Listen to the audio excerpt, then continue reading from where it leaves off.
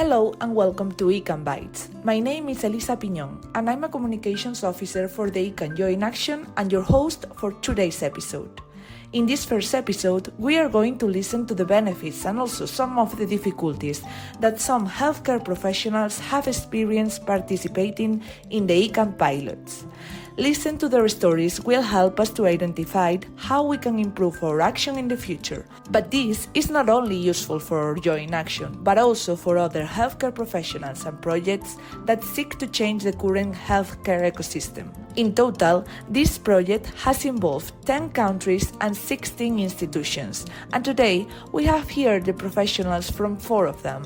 We have the pleasure to talk to Marija Turlinskienė, clinical psychologist at the Vilnius University Hospital Santaros Klinikos in Lithuania, Panayota Karamoussi, clinical psychologist at Papa Georgiou Hospital in Thessaloniki, Greece. Then we also have here Svetska Grasic, medical oncologist from Institute of Oncology of Ljubljana, Slovenia. And lastly, from Cyprus, Artemis Komatina, psychologist at the Cyprus Association of Cancer Patients and Friends, is also joining today's episode. So let's get started. I would like to start with you, Marija. How was your experience participating in this project?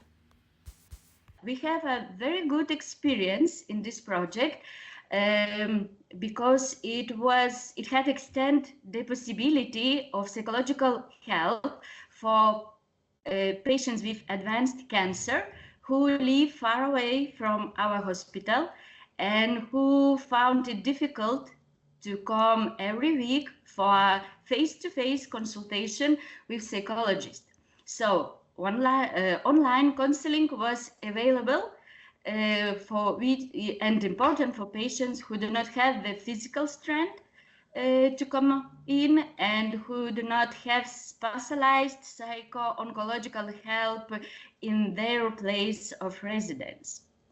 And also, I think the good experience in this eCAN project was a clear and prompt communication with you, with coordinators, and clear educational material and quick resolution of problems. Very, very helpful and appreciated.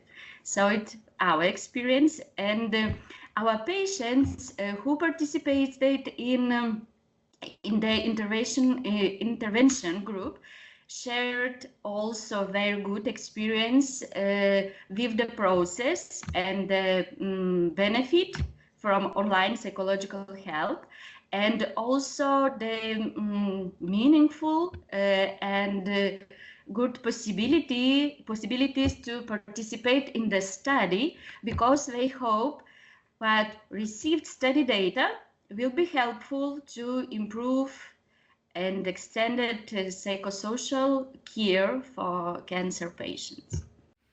Thank you, Marija. Would you like to add something on the same lines, Panayota? What's your experience? It's always nice to be part of the latest developments on your field as teleconsultation, and to work on this vulnerable group of patients like cancer patients. Now that we know some of the good experiences from the pilots, could you explain to us the difficulties you encountered, Svetska? We have some difficulties in the beginning with recruitment of patients, but then we found an efficient strategy for enrollment, and at the end, after some months, the influx of patients was according to our capacities. It was a problem that for a long time there was only Android app, and we should we could not include some patient with iPhone platform, and also some patients had old version of their phone, so the app didn't work very well. For patients, the biggest problem was font size.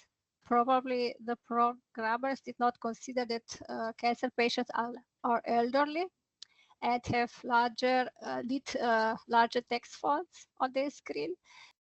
Because of that, some patient couldn't press the button on to send the questionnaires to the platform. So, we are seeing the importance of creating user-friendly technologies and the big impact even designs and layouts may also have in telemedicine research.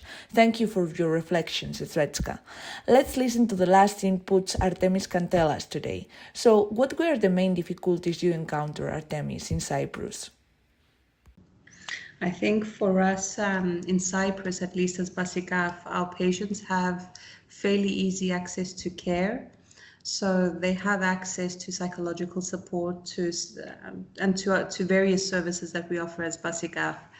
And for our patients with advanced cancer who have maybe mobility issues, we actually do home care visits. So something that we actually struggled with was actually getting patients to actually agree to try to take part in the study because they actually had access to us. So a lot of our patients prefer to see us in person rather than